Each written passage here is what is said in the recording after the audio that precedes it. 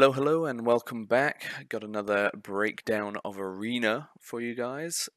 Today is going to be WMP, and I'll be explaining how it works with a Druid and also with a Mistweaver Monk, because some people asked me to do it specifically with a Monk. It's just slightly different on the old CC, and you got to watch out for a couple of DRs, but it's very similar.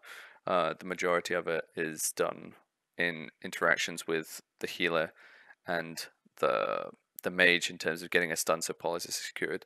So to start, first of all, I hope you liked my TSG video if anyone would watch that, and I'll be streaming all of this week, but let's get into this video. So here is a clip that I have from a while ago. It is before a couple of big patches came in, but that's not this is actually from last season, but that doesn't really matter with how the comp sort of plays out. So what the main strengths of this comp are is the huge amounts of CC that you have that is like available for you, very long chains, and very consistent damage. Now here we're playing Arms Warrior Fire Mage, but there's a whole range of different ways you can play it. But with an Arms Warrior, Fire Mage is the best because the damage is more consistent. It's easier for them to get CC on. The CC chains are longer. You can also play you can play Arms, Frost, Arms, Arcane, but they're not as good. They're better played with a Fury Warrior because it's based more around burst windows. So with the Frost Mage, you'll go for the CC chain, and once you have it, you drop the Ring of Frost and Warrior Burst at the same time, and then after the CC chain is finished, you put the Sharpened Blade on to try and nail the kill, and you repeat that whenever you can. With an Arcane Mage, it's around Aloneth and also landing CC. You do it in a very similar way. Those two ones are better played with Fury because the Fury burst damage is a lot higher, and it's very much more. It doesn't rely on the consistent damage, whereas if you're playing with the Frost and the Arcane, you're not going to get just kills out of nowhere. It's going to be around these burst windows that are more important. Whereas with an Arms Warrior, it's more consistent. You eventually erode all the defensive cooldowns and healing cooldowns out of the other enemy team, and you win and you overcome them. Okay, so the CC chain that you'll be looking for, especially, or we'll start with Pally Warrior Mage, is I'm running Stormbolt in this situation, so I'll be stunning the kill target, and the Pally will be hodging the healer to get the polymorphs, because the CC chain essentially is you can go for either a fear, so it's like either a fear or a dragon's breath to start the polys. You get your polys, you rotate all your polys onto it, and then you can go for a hodge or the Stormbolt, depending on how you want to do that. The healer can either be stunning, your Pally can either be stunning, or you can be stunning with a Stormbolt. But in this scenario, the Paladin will be hodging, so then he can hodge, and then I'll put my Sharpened Blade on to continue that CC chain, like the reduced healing, to get that last bit of kill. Now, if I want to be putting my Fear into the mix, it's when the Mage doesn't have Dragon's Breath, or he wants to use it on the DPS, or he doesn't have it at all, because it's a 1 minute 30-second cooldown. It DRs with Dragon's Breath, so that's the main thing to watch out for. If as the warrior you want to either be starting or, like, ideally starting the CC chain, because if you have to move off the target, it's gonna mess with your uptime, and you're better off being on that target the whole time. So you start the Fear, and then you come over, you're dealing your damage, then you put the Sharpened Blade up. Or if you've already done your damage and you want this last little ditch of CC, and there's no DRs on the Fear, you can go get that Fear and get back, while the mage is putting their damage in. I think that happens once in this. This is actually a very good game for the CC chains. It's like maybe it's 3 or 4, and then they flop over, and it's all very well done. Things to watch out for when swapping around other healers. So say if you're playing with a Druid instead of a Paladin, your Mage and your Druid need to be very good at managing their CC. There's potentially more CC with the Druid because you have the Cyclones, but then you also need to watch out for the DRs, because Cyclone DRs on diminishing returns on Fear and Dragon's Breath. So we need to watch out for that and make sure that we're not ruining our CC chains, which can cause a huge deal. You need to be making sure that you're using them and not resetting the DRs, because it will mess with all your pressure. And there you also have the Bash from the Druid, which is essentially what the Hodge is, but it's not as long. And then you can get the clones out, which is also very good. If you're playing with a Mistweaver Monk, you have the leg sweep, but you also, what Mistweavers tend to do is sap, then leg sweep. That can DR with your Dragon's Breath, which can be an issue. So you could either just, if you're comfortable with your monk sapping into leg sweep, you do that into your polys, and then if you think you're going to get a kill, you can maybe Dragon's Breath last minute, or just save your Dragon's Breath and start the CC chain with it, instead of having the monk stun at the start, and have him leg sweep towards the end of it. So he'd be leg sweeping as the last poly comes out, and then the sharpened blade goes on after that. That's how you would CC it with that. It's with other healers, like Disc Priest is not a good healer for this, because the only CC they really have is Fear, and that of course DRs with a whole number of things that we've already listed. With Shaman, it's more of a, you have then a skill shot stun, which is more difficult to land, and the Hex is DR'd with Polymorph. It's not great. So that's pretty much why you run these three healers. Is like Paladin and Druid are probably the best. Monk isn't as great, but can still work if you really wanted to do it, or like that's the only healer you get, which sometimes happens. Trying to think if there's anything I missed out. Here I'm going to be playing Duel. I don't have to play Disarm in this scenario because it doesn't do a whole lot against Feral and a Shadow Priest, so I wouldn't be running it. Our Paladin's running melee wings because that's how you can keep up with it. And we'll be going on the Shadow Priest in this scenario.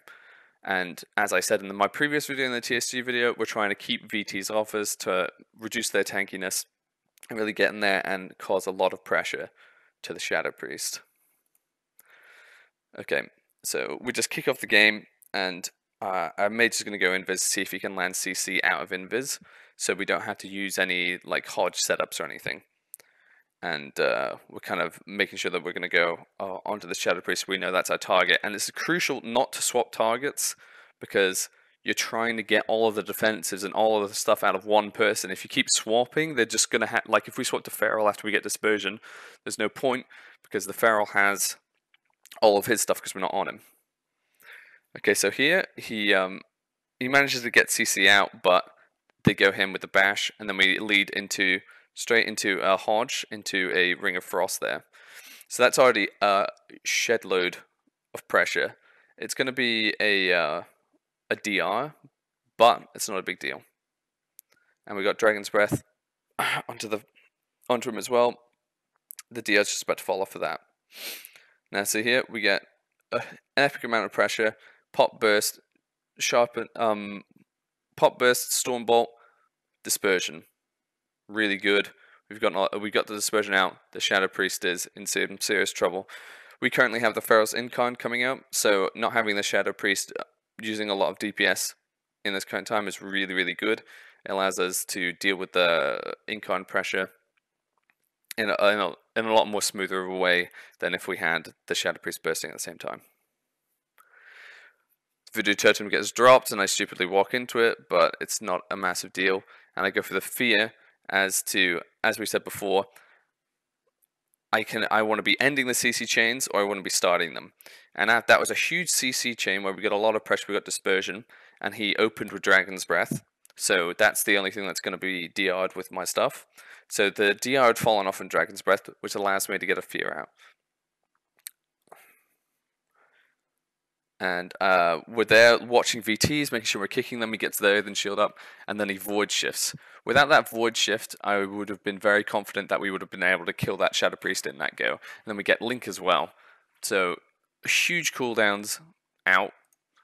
We're just going to keep on rolling on and wait for our next CC chain to try and kill. And in as well, to notice in your CC chains, you have to count your kicks and also like the sharpened blades. They're not direct CC, it doesn't stop them in their tracks or anything, but you need to take into account that he's going to be locked out from casting, or they're going to take reduced healing. So these are really good ways of extending your CC chains that people don't think about in lower MMRs. And if you have CC chains like this, against people who aren't used to sitting CC chains like this, you're going to kill them really, really quick. This is, I think, at like a 2200 or something MMR, and we managed to steamroll through this team pretty quick. Now we're here, we got the poly chains coming out, and the Hodge DB. Keeping up the pressure through this whole poly chain. See, and like if you notice here, there's very little of this game where this healer has not been in CC, and we haven't had pressure on this Shadow Priest. There was a brief moment when he ran around the pillar that we didn't have a huge amount of pressure, but as soon as he came out, we got the fear onto the Shaman, creating huge amounts of pressure. We're not focusing massively on peeling this Feral, because it's not a big preference for us. If we just have the Feral dealing damage, especially now that his Incarn's over, it's going to be fairly controllable, especially with the melee wings from the Pally. And being able to duel the Shadow Priest to keep his damage off, and also kicking VT so he can't ramp anything up. Get another big Hex Totem which saves his life, because we would have been executing, and we get Ascendance out of the Shaman. And Earthen Shield Totem, that saves him again. It's these last ditch effort cooldowns are what's saving them here. Now we almost get a huge Wrath off, which would have killed where we would have got the kill, but unfortunately we don't, and we end up getting the Polymorph out of it. So we managed to get the Wrath off there, and then huge amounts of damage coming out. They eventually, and then the Hodge out of that into the Sharpened Blade, which is a kill. Like we had so much CC there that they just couldn't deal with it. Through all of the cooldowns, we ripped apart every single cooldown that they had. Kept going through it. The Shadow Priest never got topped. He couldn't LOS because we had so much pressure on him, keeping slows on him at all times. So a Shadow Priest doesn't have a lot of mobility, but you need to keep the slows on it. It's a really good habit to keep slows on the targets that you're going for. You don't want to let people just run away from you, and then it kind of all falls off. Now, see there, I was stunning whenever I had my stun up. You communicate to say, oh, okay, I'm stunning. And the main thing here is the communication as to when you're going to get your fear out, telling people that you're putting your sharpened blade up so they don't try and like micro CC or whatever, or you're just letting people know, okay, I'm sharpened blading. And your Pally's going, okay, I've got the Hodge, this is the most important thing, it's like, I've got the Hodge, and then the mage lets you know, okay, I want you to Hodge now, or is he going to Dragon's Breath into the Polymorphs, and then you want to Hodge right at the end.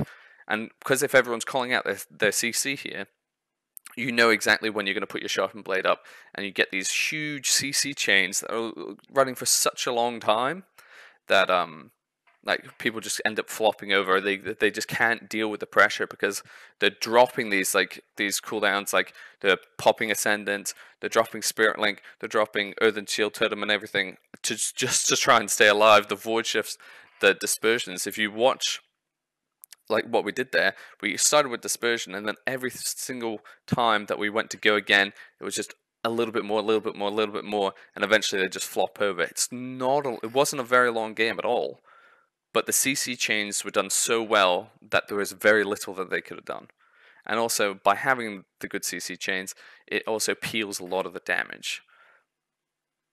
Now, as I said before, with the other ones, you'd be if you had a monk, you'd be going for the leg sweep normally when there was the DR, the last minute Hodge, and then into Sharpened Blade. You could do that with a Druid, with the Bash or the Cyclones, but then again you need to watch your DRs. That's the biggest thing about this, is making sure that your CC chains are lasting as long as they possibly can, without giving moments for them to heal or drop cooldowns, but also without messing up DRs and screwing things over, because you can easily get a dispersion in your opener and then make that mean nothing by not getting any CC later, or losing all your pressure because you're not communicating that well and you kind of mess it up. But like this is a very hard comp. I suppose it's not that hard to play, but it's hard to play perfectly. And all I can really say is do a lot of practice on it. You're not going to get it the first time. Um, if you do, you're probably lucky, or you've been playing with the people that you're playing with for a considerable amount of time. If you go in and start, don't be afraid to lose a couple of games trying to get the CC exactly right. Don't change up the strategy because he's like, okay, we're not doing people, so let's just do DPS. Like, no, sometimes you just need to sit down there, get it out, grind it out, get the CC chain, and then immediately you'll see wins, and people won't be able to deal with it. It's also, you need to watch if a healer's running, say, Relentlessness. You need to take into account that CC chains are going to last a little bit longer, but you're going to be able to kill because they won't be able to trinket drop something if you can catch them in a bad position. It must have been a fairly quick video, but I hope that's helpful. If you have any questions, Twitter, Discord, and my Twitch are all in the description. I should be playing. I should be streaming, trying to stream some WoW every night. And if you have any questions, let me know in comments or whatever. And if you want me to look through some replays, get in contact with me. I'll happily do that and give you some feedback. Thanks very much, and peace. Hello there, and thanks for watching my video. Make sure to subscribe if you like what you see, and like if you liked it, dislike if you don't. Please comment to let me know what you want to see in the future, and make sure to come tune in and watch me on Twitch. I'm live from 12 a.m. or 12 midnight GMT for normally about 6 hours, playing a whole bunch of games. Hopefully I'll see you there.